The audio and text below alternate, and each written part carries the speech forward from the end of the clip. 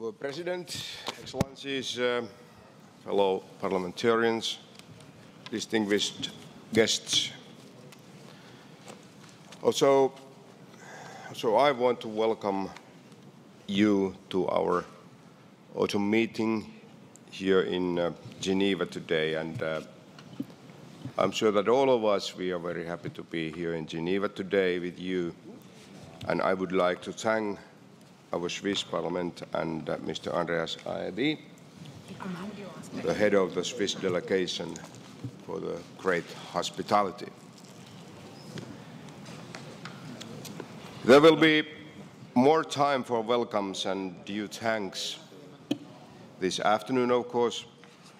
So let's now turn directly to the important matters in front of us, before us, many of which our esteemed colleague, Vice President Alain Nery, just introduced. Thank you very much about it. Merci beaucoup. Yes. Since our autumn meeting at this time last year, the eyes of the world have often been divided between two hotspots of upheaval and conflict. Of course, I mean Ukraine and Middle East. The OSCE and the Parliamentary Assembly have devoted every possible effort towards de-escalating the former crisis. However, we perhaps have not paid due attention to the latter. It is my sincere hope that this forum can help remedy that. What I'm referring to is not one conflict, not one source of instability, but multiple conflicts and multiple challenges in a region of highly complex political, cultural, and religious realities. These conflicts and challenges are not peripheral to the OSCE area. One of the biggest security threats to the region and to the whole civilized world is extremist movement of ISIS, and OSCE states are now considering ways to counter this common enemy. ISIS advance has only complicated the horrific conflict in Syria, which has become one of the greatest human tragedies in recent memory. As the conflict rages, it continues to extend its destabilizing wave across the Middle East and beyond. Several OSCE states have also have significant influence over some of the parties to the conflict. The renewed violence in the Israeli-Palestinian conflict has made a lasting peace only more elusive and cost far too many lives on both sides. As long as it remains unresolved, it also threatens the peace and security of the region at large. Sadly, it also continues to serve as a cover for anti-Semitism throughout the world, including the OSCE area.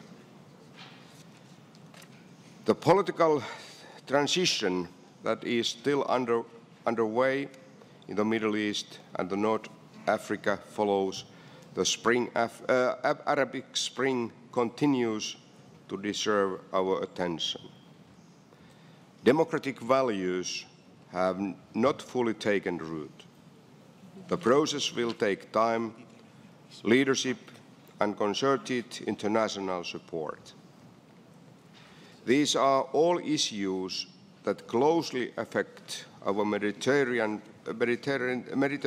partners for cooperation, I mean Algeria, Egypt, Israel, Jordan, Morocco, and Tunisia.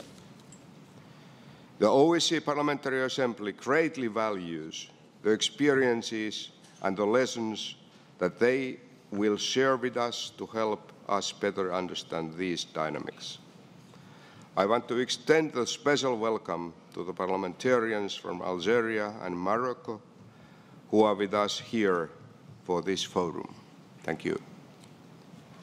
OSCE participating states also have an important opportunity today to share their perspectives on these issues.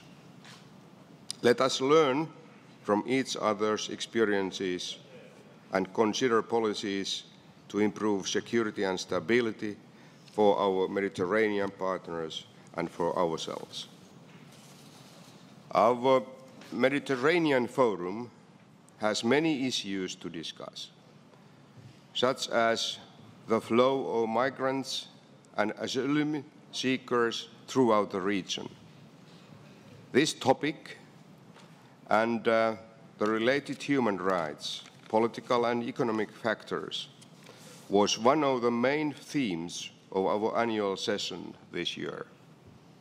Our declaration called on EU member states to engage further in migration management and to ensure that the contribution and burden of migration on the European continent is shared equally among member states.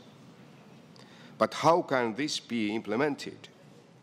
How can we work together to reduce the root causes of irregular migration?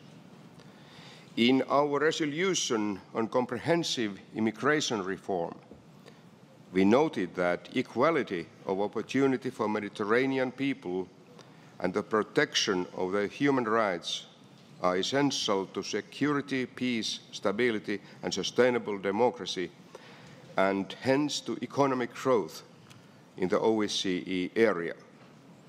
So we called on the OSCE states to reinforce dialogue with countries of origin and transit. Today, we have a prime opportunity to this. Yes, we have much to work on. I look forward to the rest of this morning addresses and to our debate. I urge all of us to seize this opportunity for dialogue and brainstorming and take lessons learned back home. So thank you very much indeed.